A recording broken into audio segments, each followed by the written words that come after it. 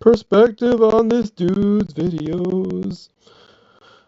Welcome to Science Me, where I talk about science things that other people have mentioned and whatever else, and see if they got stuff right or whatever. The couple of things that I started with had stuff that I could say right or wrong. Then we got into some weird thoughts that are more not. Everything you see right now is a hallucination. Objects like this apple reflect. This is true, actually. All of the different stuff that you have experienced is the sound, the light, the texture sensations all travel through your body from the different sensory points at different rates depending on the distance from the point and the type of information, blah, blah, blah. So your eyes and stuff, and then what, I don't know. Very certain wavelengths of light that our eyes can detect. Now, this detection is what we call sensation. But here's the problem. We can sense the wavelength of light down to the accuracy of 1 nanometer, and we've been doing it for millions of years. So why did we only discover light was a wave about 200 years ago? It has wavy properties, but it has like another thing that's happening. That's not an apple. Well, because this sensation is really just the raw data. It's the ones and zeros that are streaming into your brain, but it never reaches your consciousness. But perception is how your brain transforms this data into experience, consciousness, and feeling. You sense a 700 nanometer wavelength of light, but you experience red. When you sense high molecular motion, you just feel hot. And when you sense orchestrated changes in air pressure, you just hear music. Now what's interesting is without I can't deny all of that is what happens. Scientific knowledge, it's almost impossible to predict what the sensation is based off your mere perception of it. Except for we are all basically made out of the same parts and stuff. However, brain rewiring says that some people have all sorts of variants of color perception mixtures and blah blah blah. But they're just so different from each other. Furthermore, if your body releases adrenaline, you may feel fear. But if it releases oxytocin, well, you may feel love. But do you see it? What you experience, what you feel is so far removed from what's actually going on. Now, the thing is, the interesting thing about the feeling of love and the feeling of fear is that the concept is predating the feeling. The concept happens before feelings do. Because the concept is about what your attitude towards these certain stuff that makes you feel things, such as if someone says a cuss word that no one wants to say, then, I mean, you get stuff like freaking Womp and whatever. And automatically you thought of Recess, which you love. And if you didn't think of Womp because of Recess, then there must be something else going on. And you just had a bunch of other thoughts right now. I can just tell. this isn't to reduce our emotions and experiences to mere chemical reactions. Quite the opposite. Red isn't a wavelength of light, as music isn't just an orgy of pressure waves, and love's definitely not a squirt of hormones. Now, those things might cause it, but the real miracle is how your brain turns. They might express it, or they might be something, something, something. But sound is sound. Light do be what light do. Sensation into perception. Something. Also, the thing is that the colors that we experience, it's interesting how dreams work because you can dream in a color. It's harder to dream with a sound, and it's harder to dream with feeling, but you can. And so there's all these different perceptions that can happen in just the thoughts of your brain of things that make sense, like a hallucination and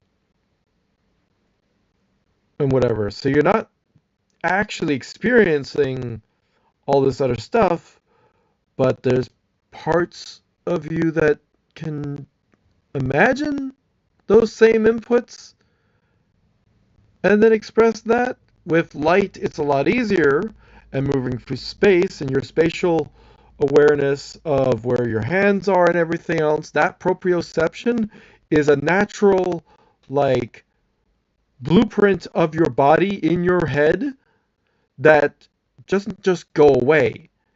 It's like the digital image of your physical self is still there, so you can understand, like, if I move my hand this much, that much, but if you turn off that stuff with ketamine, you I've had a procedure.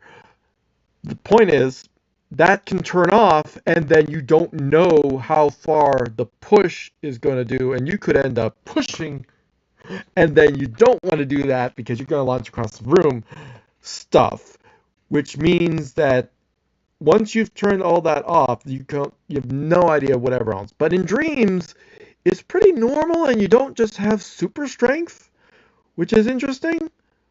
It's more normality that you dream about. So it's like, what? Infinitely richer, more meaningful, and just totally different. Now that bridge between sensation and... So, curious thought about blind people being able to dream in imagery and colors. It's like, is it even possible? Because do their brains like absolutely just not process those informations like from the eyeball, as if the eyeball was not sending the signals, so it's like eyeball's dead and stuff, it doesn't work. But does the brain still have the capacity of processing images? And it's like, maybe, and stuff, and that's neat. So the sensation can exist without the sensory functions, like, a limb that you had, but then it was cut off, but you still have the feeling of the limb as if it was there, but it's not there. Or those weird things where you do have your limbs, but then you look at a limb that you think your brain thinks is your limb, but it's not, and they smack that thing with a hammer, and you feel it. You definitely feel it. That's a thing people have done. It's like hypnosis or whatever, where you're tricking your brain with a thing that's like, oh, I can touch this, and I'm touching your hand, and I could smack it, and you actually feel it.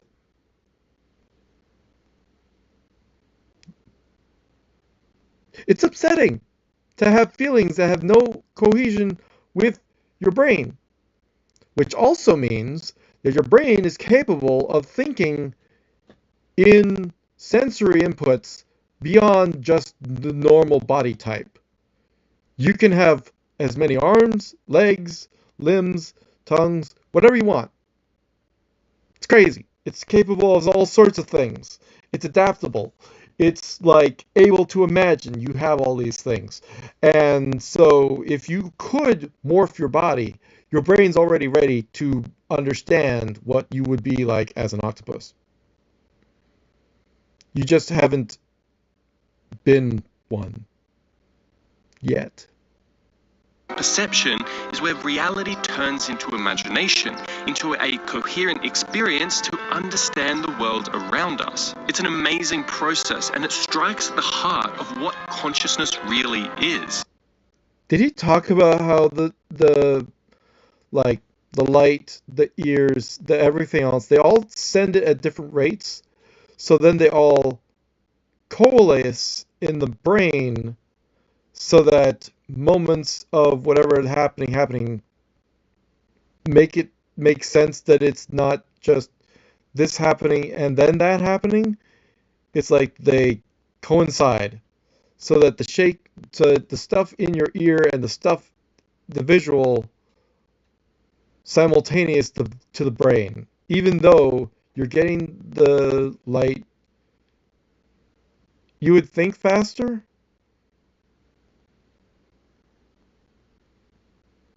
Now, you can choose to reduce everything we are to chemistry, but you miss the point. That vivid, complex emotional theatre inside of your noggin is as real to you as anything outside of it. But you see, these apps, they're designed to numb you, to reduce your inner beauty. So, get the fuck off.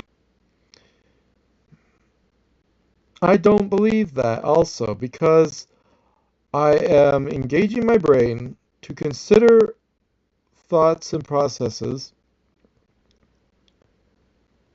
to do more like types of like considerations of ideas than I naturally would just sitting here or reading a book. It's slightly different because the types of inputs that I get from visual, everyone understands that when you have more different types of things, as well as depending on um, filling in the blank stuff. People have said that if you have a duplicated word, that it doesn't help you learn it or remember it, but when you put a word and then the first letter of the word and then a blank, then your brain processes what would that blank word rest of the word be, and you refigure the rest of the word so it stores it as two different functions of memory, where your brain is like, okay, that is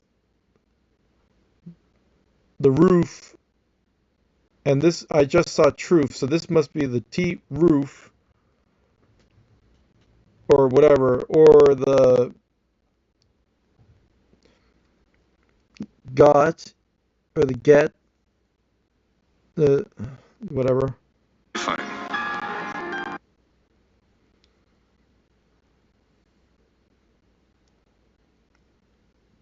Billion years of evolution wasn't meant for this. That's the thing. We could have evolution that started before 4 billion years if we panspermia, but we don't know. Or we assume that it wasn't.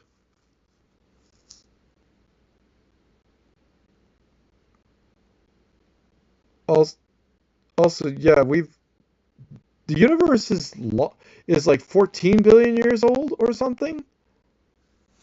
Where's the 4 billion coming from? Is it from the Earth?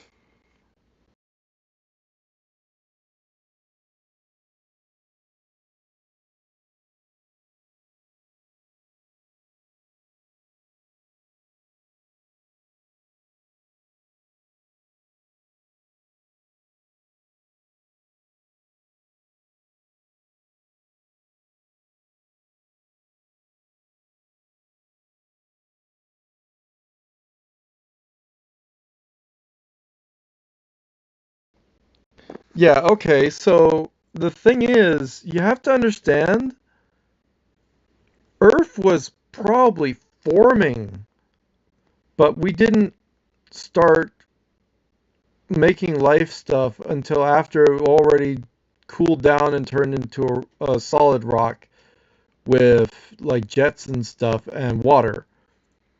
So at what point do we have plus or minus 50 million years? Like the entire era of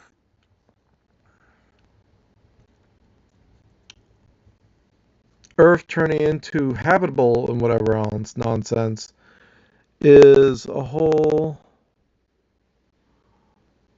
Wait, 1.5 billion years? I'm sorry, what?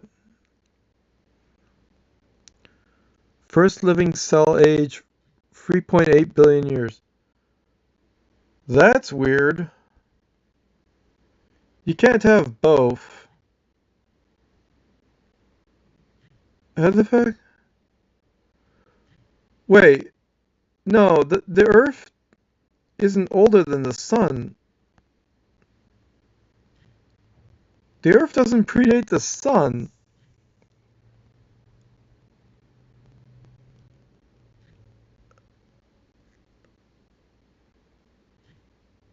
So,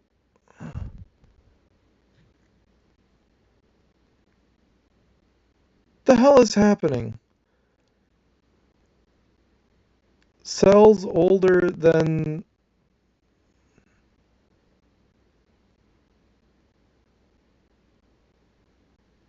this solar system. Where's the proof in that? What are you talking about?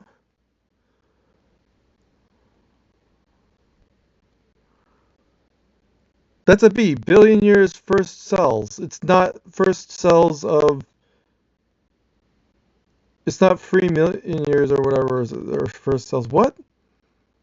What is this?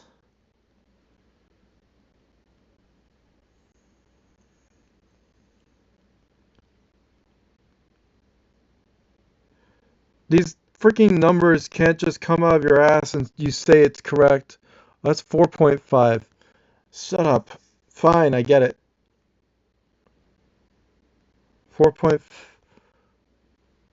I couldn't read that as 4. I wrote it as 1 for some fucking reason. Okay. So 4.5 and then you got 3.8 billion. So I guess we had enough time on Earth to evolve. But again, it could have been before Earth that things happened. Although it's less likely. But still, we're not there yet. We don't have enough answers. But that's neat and stuff or whatever. Huh. Yeah, so wait, hold on. No, according to this, we only have 3.8 of evolution from first cells. You gotta go before the first cells. Still. Life would have happened before the first cells. Life definitely happened before the first cells.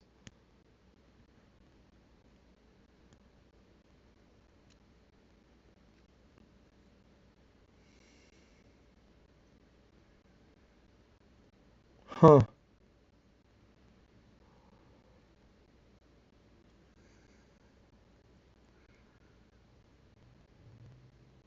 There's an interesting theory that if you were to go further and further back, the comets or whatever else, if they had the stuff that then ended up getting onto Earth, then life could have had even more time to have developed on a different solar system that happened before this one was made. Like when you think about it, you have to have at least a hypernova to be part of this sun's like previous existence history. It had to have done enough stuff that you have maybe one or multiple super or hypernovas that make the stuff like uranium and whatever. The crazier stuff that doesn't just come from suns exploding and stars exploding. So that happened multiple times, and in those epochs of existence of a solar system and then explosion, explosion, and explosion, you end up with we could be at least 3 or 4, maybe at most 5. But here's the thing, we don't actually know the beginning of the universe. We say we do, but actually could be further to the past than we have anticipated. Either way, we still had multiple epochs to have been generating life possible mass and stuff. It's weird. It's a whole weird